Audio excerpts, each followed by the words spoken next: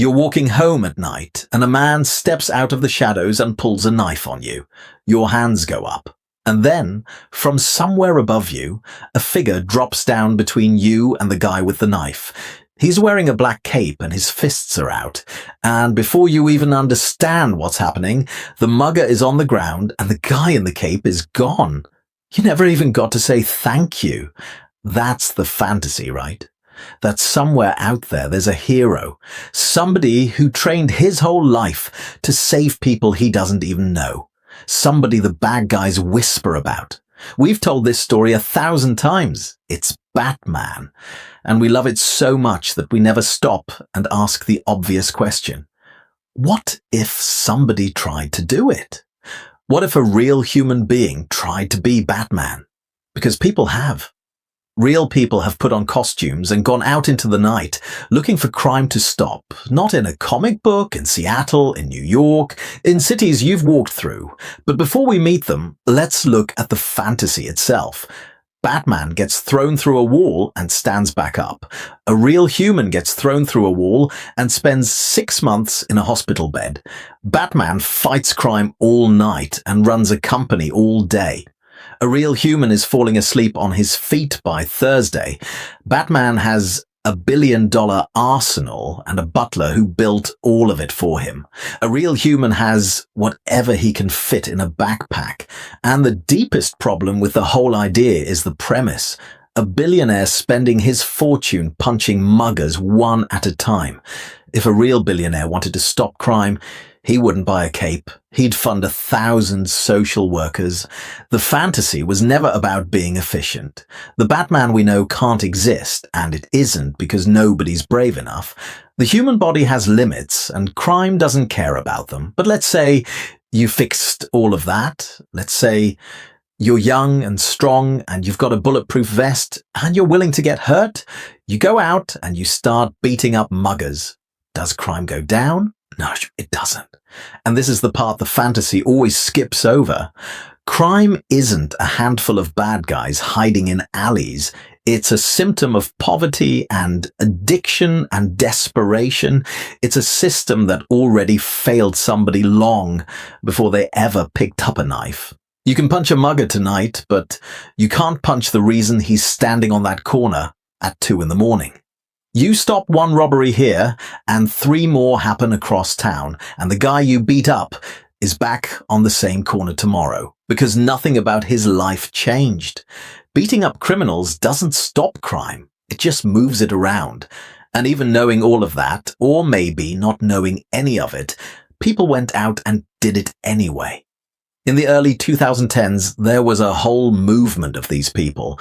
They put on costumes and patrolled their cities at night, and they called themselves real-life superheroes. Seattle, New York, San Diego, London, dozens of cities, hundreds of people, all of them convinced they were going to be the one who made a difference. The most famous one was a guy in Seattle called Phoenix Jones. He was an MMA fighter, and he wore a black and gold suit with a bulletproof vest, and he carried pepper spray and a taser. He ran a group called the Rain City Superhero Movement. 17 people walking the streets at night, breaking up fights, chasing thieves, and calling the real police whenever things got too big for them. And for a little while, it kind of worked. He had news crews following him around. People recognized him on the street. He was Seattle's real-life Batman. But the story doesn't end there. In 2011, he got arrested for pepper spraying a group of people he thought were fighting. The charges got dropped eventually, but by 2014, the whole movement had collapsed, and he admitted it himself. He said, "I really thought a large group of civilian crime fighters was a good idea. I was wrong." And then it got even darker. In 2020, Phoenix Jones was arrested again, this time for selling drugs.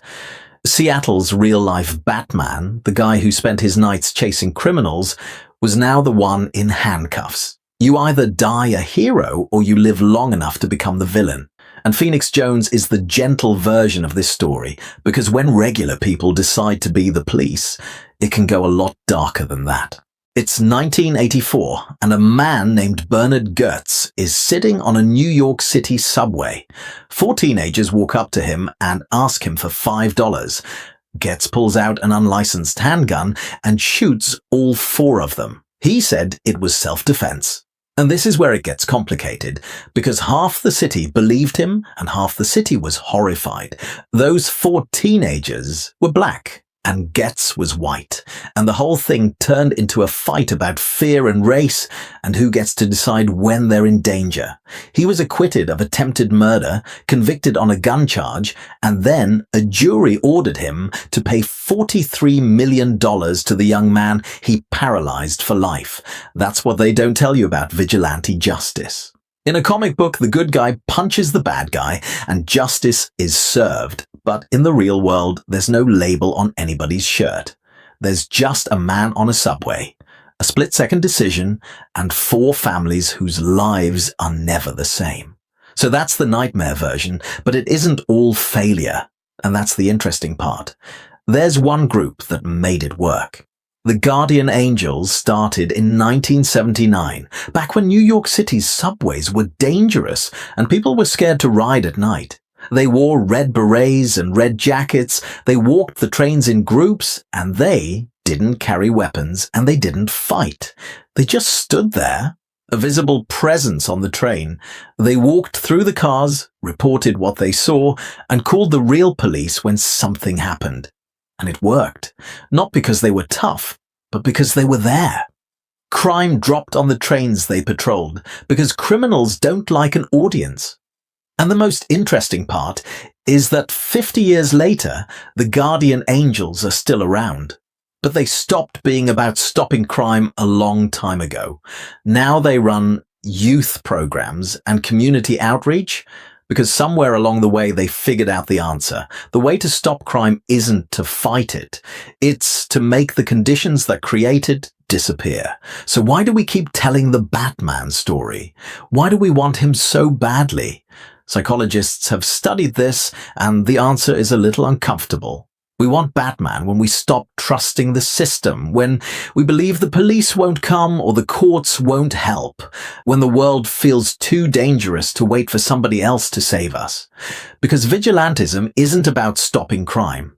It's about fear, and it's about identity, the feeling that we matter, that we're not powerless, that somebody is doing something.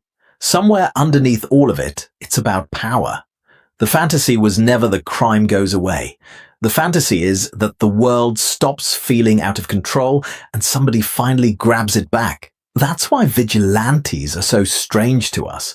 The same person can be a hero to one crowd and a villain to another at the exact same time, and it depends entirely on whether you think the system is working. So the whole thought experiment teaches us something. Batman can't be real, not because nobody's brave enough, but because he'd be one man trying to solve a problem that was never about one man in the first place. And the real-life Batmans prove it. They didn't save their cities. They got arrested or sued or bored or worse. But the fact that we keep imagining him anyway tells us something real. It tells us that somewhere we've stopped believing the people who are supposed to protect us actually will. So the question was never, could Batman exist? It was always, why do we want him to? Because if you're being honest, and you know how Phoenix Jones ended, and what happened to Bernard Goetz, and how the Guardian Angels had to stop fighting just to survive, if somebody still handed you the mask tonight, would you do it?